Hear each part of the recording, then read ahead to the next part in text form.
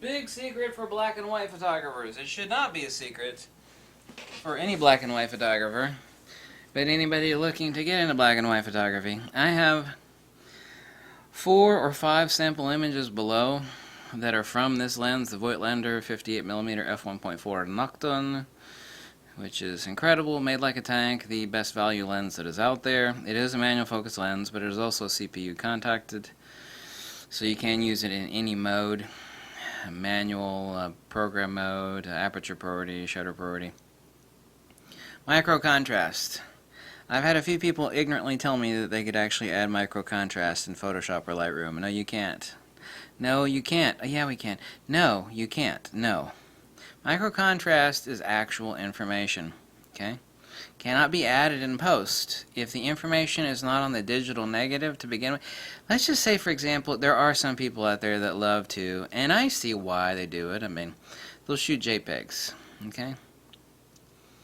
That's fine if that's what you want to do. I don't believe in it myself, except for shooting infrared, because the images are so grainy to begin with.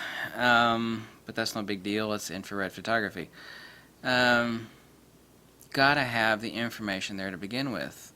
I mean, if it's not there in the digital RAW file, the digital negative, it sure as hell isn't in your JPEG. If you're shooting just JPEG, I mean, forget about it.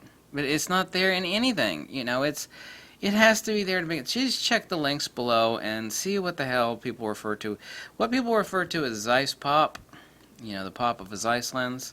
That is called microcontrast. It cannot be added in Photoshop. It cannot be added in Lightroom. It is intertonal detail. I've talked about this at great length, end to end, top to bottom. Now, you know, do I take my word for it? Just check the links below and you'll see. One of the amazing things of microcontrast, and I'll give you 2 examples, and one of them is below.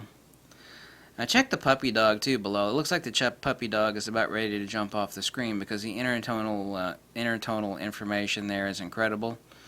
Is like skin tones, like 2 people side by side. One of them is a picture from Kate, shows her and her mother.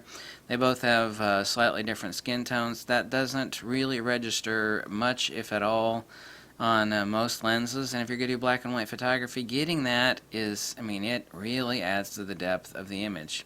People talk about, I mean, I really hate anybody, I'm sorry if I use the word hate, anybody that talks about, well, you know, you keep talking about 3 dimensions.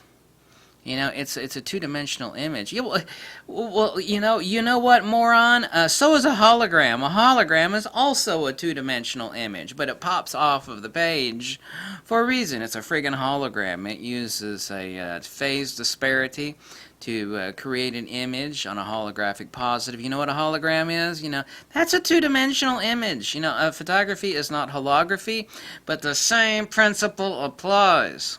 That intertonal information adds to the pop. I'm not saying it's literally jumping off the page, but neither is a hologram really jumping off of the flat 2-dimensional hologram, okay? So, some people just don't get that. They just cannot mentally connect 2 and 2. It's like, you know, it's like talking to that dude from Forrest Gump. Fried shrimp, fricassee shrimp. You know, it's just, you're not going to talk philosophy to that dude, right? Nor to Forrest Gump himself. And that's what I encounter with some of these people when talking about photography. They're like, oh my god, what do you mean 3-dimensional? It's a 2-dimensional image. It's like, yeah, but you don't get it. Just check the limb images below. So if you love black and white photography, and either that or you're in black and white photography, you may have never experienced what a true high microcontrast lens can do. The picture samples are below. I would prefer that you would check those images on a really good high-resolution screen, not the crummy screen that you're probably viewing it on. I said probably. More than likely, you're probably not looking at it on a 4K display with a large color gamut. You know, I know it's black and white, but the color gamut still actually renders out that microcontrast detail in the image, whereas a crummy monitor would not. So anyway, take a look, and this is important for black and white photography. You can't add it later. You can't add it later. So, if you're into black and white photography, it might be a wise idea to invest in 1 or 2 lenses, at least one lens, that will help you get that pop and that wow factor and that, oh damn, look at that sort of reaction, that real hardcore awesome black and white. You still got to get the exposure right, of course, duh. Get the dynamic range right. Light meter, light meter. Important. Okay, bye.